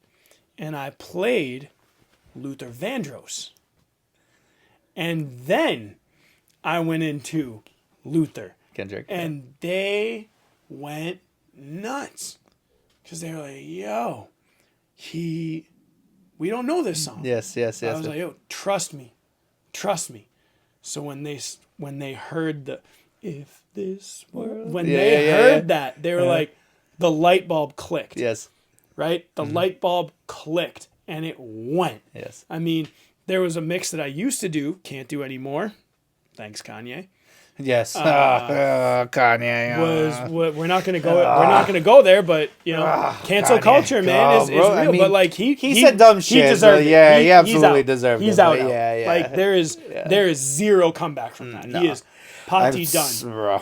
Way done. Way done. Bro. He's absolutely way done. Overdue. Enjoy your royalties of all the songs you had on. My Overdue. God. Yeah, right. Yeah. And now, right. Your fans, you're shooting that not bass anymore. down fast. Yeah, bro. not anymore. But it used to be Ray Charles, "I've Got a Woman," into "Gold Digger." Okay. Yeah. And the kids liked it because it was a catchy beat. Ray Charles had that beat, but when that sample hit, that's when they would really It registers. They were like, the light bulb clicks. So for me, the sample mixing is something that is just like, it's like unlocking magic, right? You don't know you know where it's going, but you don't know where it's going. Like at first you have no idea, and then at the end there's your surprise. Yes. It's like, whoa. There's that moment of like euphoria almost, where like they are just they don't get it, they get it. Yeah. And then it's Yes. take off from there. You know what I mean? Which is so cool. I love it. To see that happen and to see the light bulb turn on. It's like it takes some Because you work. see it in the crowd, like you see them Yeah. kind of take a second. Like, What is it? Next. Yes. Yeah. I'm sitting. Hold on. Just You got. give me trust, a second. Yeah. Trust me on Let this. me work. Let me cook Trust for a me second. on Let me cook. Yeah. Because we've been having a good night so far. Yeah. Trust me on this. And if you are having a good night, they already trust you. Yes. You know what I mean? Yes. It's sometimes I don't know where they're at, so I'll feel out the temperature, right? Yeah. I want them to get on my side quick. So sometimes I'll start with that sample to let them know, oh, this guy is in a different place. He's thinking about some He's things. thinking about us. He's thinking about some things. He's trying to do he's it for thinking us. about Yeah, he's really like Yeah.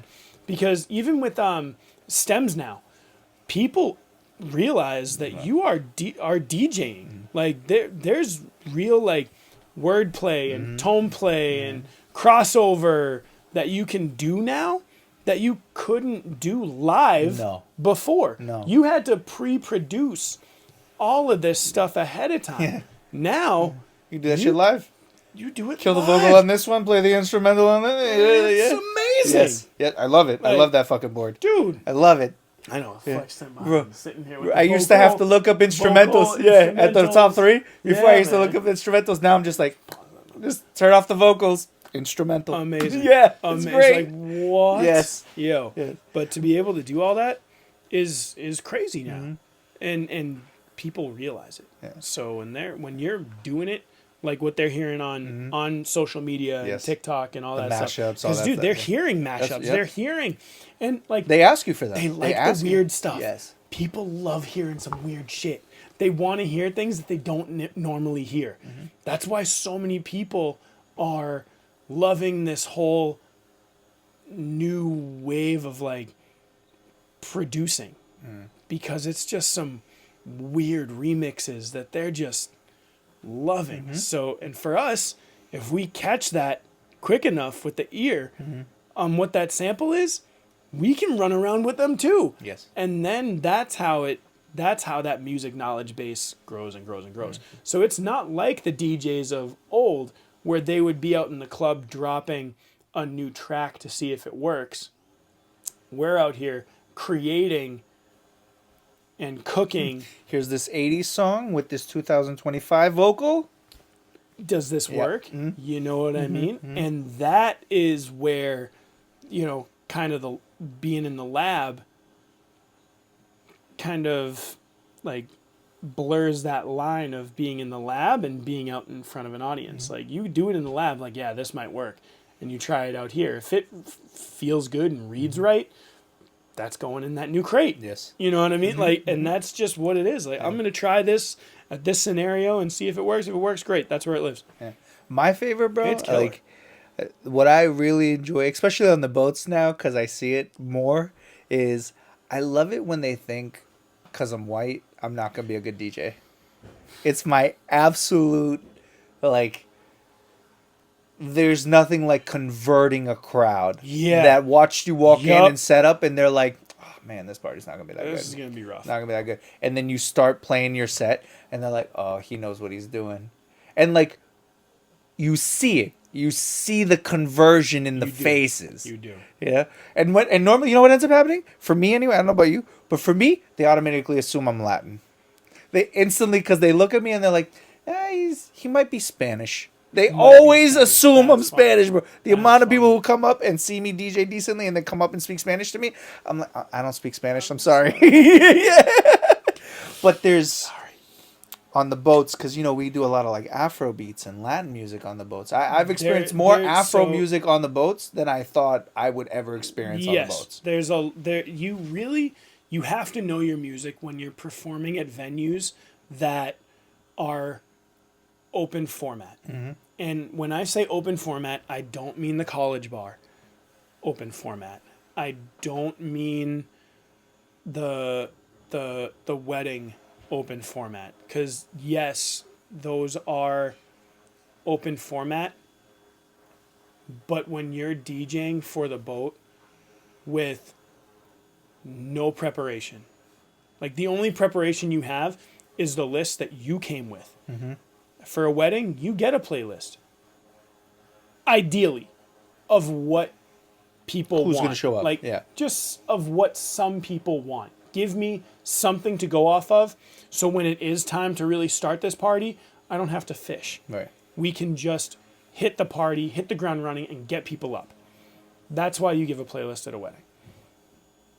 When you're at the college bar, if you're keeping up with trends, you know what songs are going to hit. Yes. You really do. If you're out in the city, you know the songs that are going to go. And if you're keeping up with the trends, you're going to be that much more dangerous. Because you don't only know the songs that are going to hit, you know the new songs that are going to hit. Right. And that's going to hit harder sometimes than the older ones that will hit, because you will surprise your group. And if you can surprise them, that's good. But this open format on the boat, I love it. It's different. I love it. It's different. But it's the only place that I've ever seen you be able to do something like that. You can't do that out at a bar. The only other place you might be able to get away with doing that is a restaurant. Like if you do restaurant gigs, maybe. But at the same time, you are not playing at that restaurant gig like you're going to be up getting people dancing. Right. You're more background. You're live, but you're background. Want them vibing and bopping. But yes, more background. But when you're on the boat, you really got to know your music. It's crazy. Yep. And know, like, not just surface music. There's some regional music that you really need to have on your library that there are certain things that I still haven't heard of. When Bro, people the are amount of asking the me for veto I get during like Afrobeat songs and stuff where they're like, "Hey, you got the veto?" I'm like, "Hell yeah, dude! I got it for you. I'm ready for you. I'm ready. Whatever you want, bro." Yeah. Like it's when people come up asking for Latin music is when I'll surprise them, because I'll ask, what type? Like, what do you mean Latin music? I said, I know, but what Yeah, type? so many genres. So many. Yeah, That's a What big do you umbrella. Want? You want lady. bachata? You want Yeah, merengue? You want that's a dance? Like what you? big Yeah. umbrella, you know. So I mean, that it's cool to be able to ask them, where do you want me to take this? And we're not necessarily like allowed to take those requests, but if it fits, Yes. we can make it work, you know. So and I think as a DJ, it's so cool because we get to find the path to make it fit, right? We get to mold this shape is not always going to be a circle or a square or a triangle. It's going to be that same line, and we're going to warp it a million different ways to get you to the next place you want to get to and connect those dots. And how you shape that board is just it's so cool. Yeah, bro. Because I it really agree. does give you, every cruise is a blank canvas. You know your fundamentals, but now go in and like paint your next Picasso. Yes. You know what I mean? That's why Picasso Picasso, got his name, yeah, right? yeah, you know, yeah. I say that and then like You click. Yeah, put you it said it, and I together, thought it but, too. Yeah, you know yeah, what I mean? But like that's where it comes from. You really, as long as you know your fundamentals and the fundamentals of the music, you can go anywhere. You really can. I don't need to be able to speak the language to understand the music. Because Right. the music is not something you see. The music is something that you just hear and feel. And if you can vibe it and figure out what that vibe is and how to create it and put it in between these places, it's amazing. You create nothing of something, and you create even more something with something that people can give you. They're like, here it is, make it. Yeah. And it's really cool. Yeah. It's really cool. I'm a huge fan of the boats, bro. They're It's amazing. definitely They're bro, amazing. They're the easiest gig I do. I told Oscar to his face. I was like, "Yo, bro, this is the easiest gig I do. Like, there's nothing easier than this gig right here." And I love it because I love being in different situations. You know, like I love being on You're different dance always floors. coming away Yeah. learning something. On the boats, There's absolutely. always Absolutely. something new you're Yep. walking away from. Always. Whether it's a customer facing issue, whether it's a sound issue, whether it's no issue at all, which is the best part. The best part. Yes. And even with that no issue at all, you're thinking, what could I have done to make this better? Or how can I implement what I did tonight moving forward so there's less issue? Yes. You know? And that's it's amazing. Yeah. It really is. Yeah. Yeah. I'm a Because big fan. as like,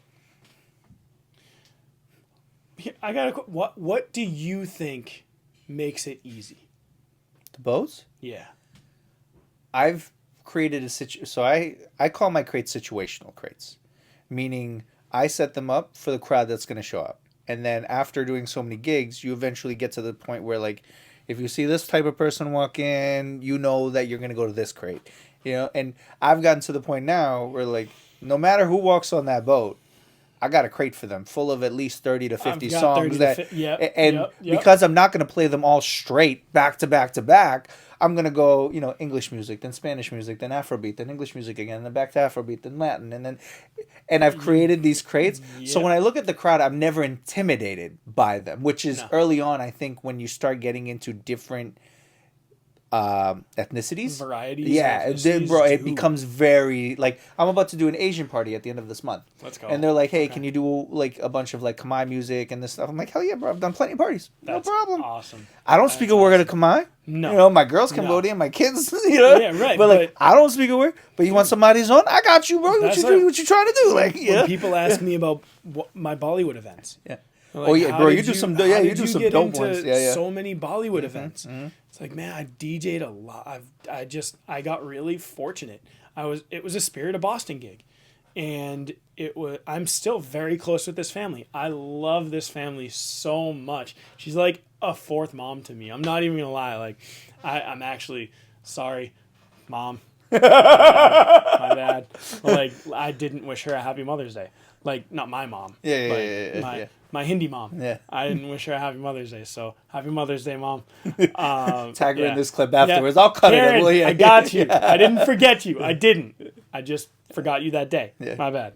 But I carry with her. I carry them with me always. They're just such an amazing family. Yeah. And I have so much fun with them. But it was Karen's family that found me on the boat, and it was her daughter who was like, I want him to do my Sweet 16. I love his energy. He's out on the floor teaching people how to dance, and that was the whole thing. Like, especially with Bollywood music and Hindi music, everything is done based off of like movies and shows. So they all have dances. Yes. To like choreographed dances to these pieces. So when I was out there and leading these line dances, like the cha-cha, all the American line dances, right? Yes. When we go out and we do those, and it just clicked in her. She was like, I want this. So it was through her family that I was able to get so much knowledge of like what Bollywood music is. And then having my roots are Italian and Lebanese. So to have the Arabic style of music and understand, like, you know, my aunt was a belly dancer. So to have the drum beats and understanding like what the similarities were, the transition for me to play it was very Smooth. fluid. Yeah. Yeah. So it was so much fun to start getting into all of these Bollywood parties or South Asian parties, because people were looking at me and they were going, You brought the white guy to DJ? He spins this really well. Yeah, you know what I mean? Like, that's different. And you know, now I'm teaching one of their youngest how to DJ, and Nice. he's already a really good DJ. Like, he's killing it. Yes. And it's so cool That's because I was on his campus a couple weeks ago, and he saw me and he was like, "Yo, what are you doing? I got to come back and see you. I'll be back in a little bit." And like, dude, I know this summer is gonna be a crazy one, because as soon as I get back from Italy, I'm gonna take him out, and we're just gonna go. Dope. and start getting him ready for like doing some real parties and stuff Nice. like that. He did. Bro, he he's said lucky to done a have couple, you, bro. so- You are a good connect, my guy. Man, listen. You are a good connect. You helped me. All the names you named earlier, you know, for the most part, came through your connect, my guy. Meeting you, getting on the boats, Oscars, the Dicassos, Access, you know, like all these guys. Dude, thanks to you, my guy. Marcus is a beast. I mean, Marcus's hustle is different. It's that man is in like Wait, who's Marcus, bro? Am I confusing? Axis. That's his name. That Marcus is his Axis actual Pro. Bro, I just call him Axis. I never knew his fucking name, bro. I went to a Foxwood gig with him. I've heard him spin. He's the only DJ for yo. Dude. He's nice. Yeah, he's nice. He's unreal. That's but his real name, Marcus. Fuck, I never called him by his real name, bro. I was like, who's he talking about right now? Nah, man. He's different. Yeah, Because he nice, has bro. a deep. He shared a lot of knowledge. He knows so much about not just the music world, but like the bodybuilding world. He has a different understanding of life too, which is just such. He's got a strong discipline. He's a very disciplined. Yes. Him, Pup, Oscar. That's all because like, of you, bro. All dude. those names you're naming, I met them because of you. Yeah, but I mean, those are some disciplined people, man. Yes. I mean, they are like some of the hardest working people I know, without a doubt. Mm-hmm. I mean, Marcus is a bodybuilder. Like, who has the time to do what he does? Yeah. What Oscar does? Yes. Like, and families. On top of And they do it balancing at the all that, highest of levels, bro. Yeah. Marcus is an awarded DJ. Yeah. A world Wu-Tang, he awarded worked DJ. with all these different bands. World awarded Fucking, DJ. yeah. Daryl. Yeah. world tour DJ. Yes. A world 10,000 with tour like several DJs. thousands people in the crowd. Yeah. Tens of thousands of people. Yeah. You know, Pup, again, hundreds of thousands of people. He's done stuff that is just unimaginable but again, you said such a key word there, the discipline. I mean, these guys got there by being disciplined, by having a work ethic. And this is a phrase that I think more people need to get familiar with. And it is not, it's not practice makes perfect. It's practice makes permanent. The more you practice something, the more permanent it becomes because it becomes a muscle memory. Yes. So practice doesn't always mean perfect, but you practice something enough and it will become permanent. So to be able to get a practiced discipline means that you have permanently disciplined yourself to doing these things on a daily basis, on whatever basis that is. And that is something that is so important and something that I'm still trying to better in my life is practice makes permanent. I don't want to practice the bad habits that I've done for the last 10 years that I've caught myself doing and fixing it to try and make it better and grow it in a light that's not as bad. I want to make this better than what it is. So how do I do that? I practice the better behaviors so they become permanent. It's not about making it perfect. Nothing is perfect. It's very true. So make it as permanent as you can so you can discipline yourself to do these things. And they are, those people are prime examples of what doing that will get you. And that is just happiness. Like it's not always about a massive success. It's about happiness. Because if you practice finding the things that make you happy, you will just do it. And it won't feel like work. It will feel like work when you're figuring out what those practices are to make them permanent. But after you get into that routine, that's what it becomes. Right. Routine. Habit. It's habitual. Yeah. It's ingrained. It's ingrained. Yeah. Yep. All right, man. We are rolling up on almost the 2-hour mark, so Good I won't Lord. keep. Yeah, we're at an hour and some change easily. My So God. I wanted to, as we wrap up here, I wanted to what are some things that you're doing that you would like for people to follow you on, follow your journey, anything like that, and then what are your social media handles so they can follow you? Sure. So right now, I am getting ready to have my website completely redone, jamminwizard.com. That's going to be a very new and exciting piece that I have coming up. I'm working on doing a vlog, getting ready to show my magic journey and entertainment journey through Italy and beyond. I'm very excited to show you a little bit about what that's going to be and what I have coming up after that. I had challenged myself at the beginning of the year to do a 100 days of a 365 days of magic challenge, and then I realized I didn't know 365 pieces of magic. So my goal is to still get 365 pieces of magic done and out by the end of the year. Okay. So I will still do 365 pieces of magic. It just might be in more of a compilation piece than a daily post. Okay. Yeah. At this point, it doesn't have a choice. But I hold myself to wanting to rise to that occasion and get that challenge out. I want to be able to do 365 pieces. So keep in mind that that's coming. All of my social medias are Jammin Wizard, JAMMINWIZARD.